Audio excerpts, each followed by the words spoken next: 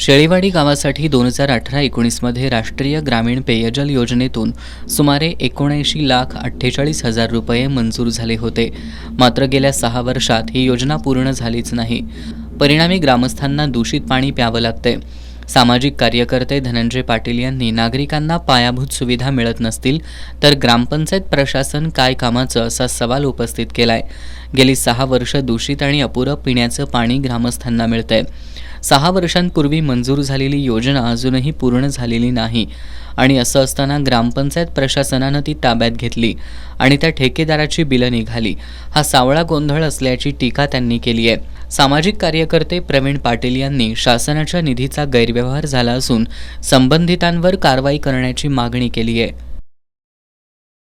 संबंधित कॉन्ट्रॅक्टरला पण आमचं एक विनंती आहे की तुम्ही आणलेल्या 80 लाखाच्या कामाचं काय केलं, तुम्ही अजून गावामध्ये या 80 लाखाचं पाणी का आलेलं नाही आहे या प्रश्न तुम्ही आम्हाला उत्तर द्यावं.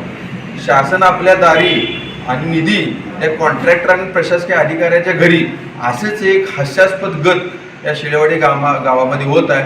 खऱ्या अर्थाने शोकांतिक आहे की शेळेवाडी गावामध्ये पाण्याचं जो ठणठण आहे, पाणी अजिबात नाही. फक्त लोकांना पाणी देण्याच्या अनुषंगाने निधी मंजूर केला जातो, मात्र आज तागायत गावामध्ये पाणी पडलेलं नाही. आता आम्ही स्वागत करतो की नवीन 4 कोटीची एक पाणी योजना मंजूर केल्या, परंतु नवीन 4 कोटीची पाणी योजना आता त्याचा कालावधी किती दिवसाचा असणार आहे आणि पूर्वी मंजूर केलेलं काम आहे त्याचं अजून काम पूर्ण झालेलं नाही. ते काम बंद पडले, आज गावात पाणी आलेलं नाही. लोकांनी फक्त डोळे भरून पाण्याची वाट बघत बसायचं आहे का?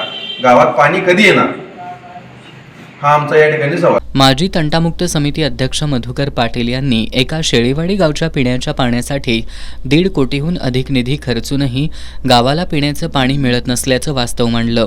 शेळीवाडी गावच्या पाणी योजनेच्या नावाखाली आर्थिक लूट करणारे ठेकेदार, अधिकारी आणि लोकप्रतिनिधी यांची सखोल चौकशी करून कारवाई करण्याची मागणी ग्रामस्थांनी केली आहे.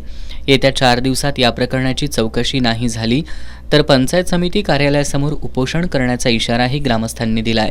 पत्रकार परिषदेला अवधूत पाटील, विलास पाटील, विकास पाटील, माजी सैनिक मारुती पाटील, जयवंत पाटील, संजय पाटील, सुरेश पाटील, PV पाटील, शरद पाटील यांच्यासह ग्रामस्थ उपस्थित होते.